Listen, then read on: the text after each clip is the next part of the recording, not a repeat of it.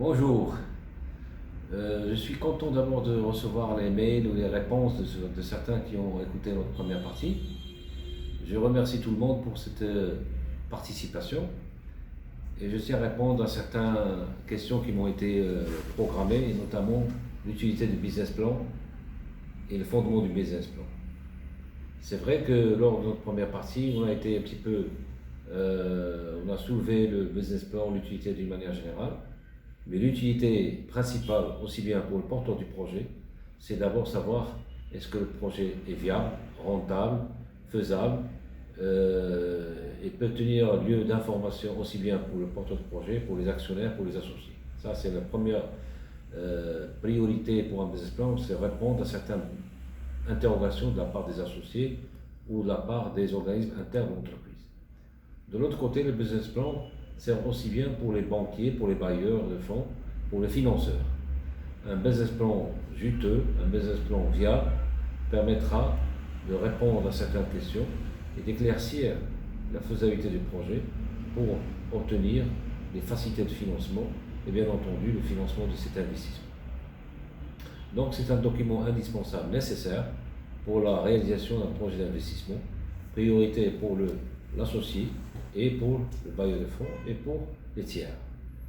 Alors le business plan, comme j'avais dit et rapporté la première fois, il y a des composantes techniques, des composantes physiques, des composantes théoriques, mais ce qui m'intéresse aujourd'hui, c'est pour répondre aux besoins de certains interlocuteurs ou de certains followers, ils posent des questions sur les différentes rubriques du programme d'investissement.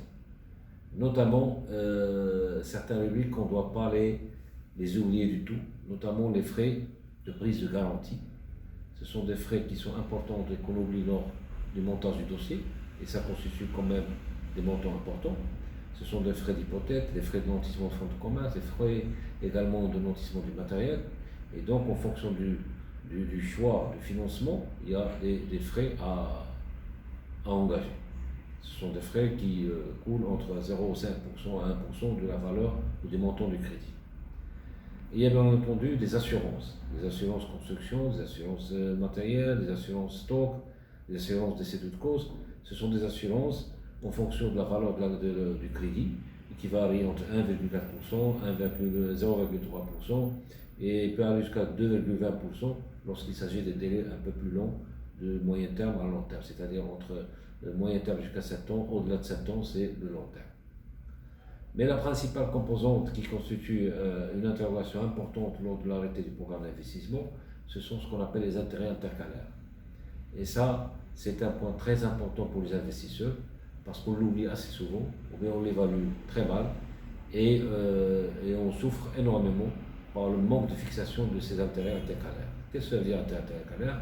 Ce sont des intérêts qui commencent à courir à partir du premier déblocage du crédit, c'est-à-dire en phase d'investissement, de construction, jusqu'au premier encaissement du chiffre d'affaires ou de la facture ou de réalisation commerciale. Donc c'est un axe de temps qui coule et par conséquent, ce sont des intérêts à régler, ce sont des ajouts à payer, alors que quand même, vous n'avez pas encore reçu, vous n'avez pas encore encaissé et donc il n'y a pas encore de chiffre d'affaires. Et ça, c'est une période très importante, notamment pour les activités qui se basent sur les constructions d'usines, les constructions de hangars. Ce sont des intérêts intercalaires qu'il ne faut pas oublier dans l'arrêté du programme d'investissement. Donc j'attire l'attention de tout le monde, aussi bien pour les porteurs de projets, pour ceux qui poursuivent leurs études ou pour ceux qui montent des mémoires de fin d'études. C'est très important à ne pas oublier les frais ou bien les intérêts intercalaires qui constituent un point indispensable à le maîtriser. À part les frais, les intérêts intercalaires, nous avons discuté la dernière fois des frais d'approche, les honoraires, les frais annexes, les frais de transport, etc. Alors ça, c'est une première situation importante pour rappeler que les règles de l'intérêt intercalaire sont quand même importantes dans l'arrêté du programme d'investissement. Et lorsqu'on oublie ces intérêts ou bien ces rubriques, automatiquement nous aurons des difficultés à faire face aux échéances futures, à faire face à diverses échéances fournisseurs, etc. Par conséquent, c'est un point qu'il ne faut pas oublier et qu'il faudrait ajouter à la notion de besoin de fondement qu'on a discuté la dernière fois. Donc il y a une partie qui sert à tout ce qui est frais annexes, frais préliminaires, et une partie qui est importante, qui n'est pas physique, c'est tout ce qui est besoin de fonds de roulement.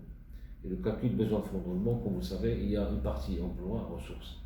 Tout ce qui est emploi, nous avons tout ce qui est stock à constituer, stock matière première, stock produit en cours, stock produit fini, des délais de clients ou des facilités clients à accorder. Donc c'est sûr qu'on a une activité et donc on est en besoin et on est amené à accorder des crédits clients.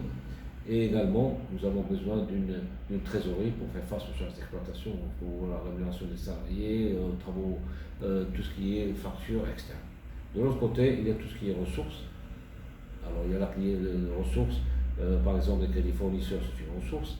Une ligne escompte commerciale, c'est une ressource. Donc on vend dans le cadre d'une ligne escompte ou bien dans le cadre d'une mobilisation de papier commercial.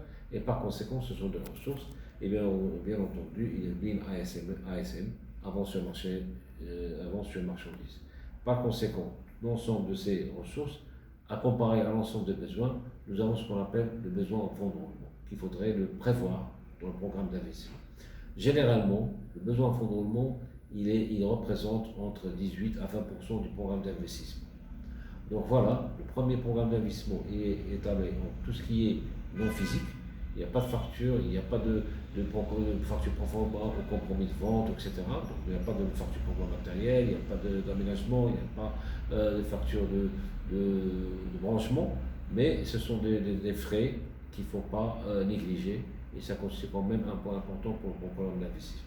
Donc un programme d'investissement qui ne représente pas ou bien qui ne s'intéresse pas à ces rubriques, automatiquement on doit faire attention et on doit réexaminer, on doit rectifier ensemble. Voilà pour cette partie de tout ce qui est besoin de fondement, tout ce qui est intercalaire. J'insiste encore sur les intercalaires. Intercalaire, c'est très important. Donc je vous remercie et je reste à votre disposition pour la prochaine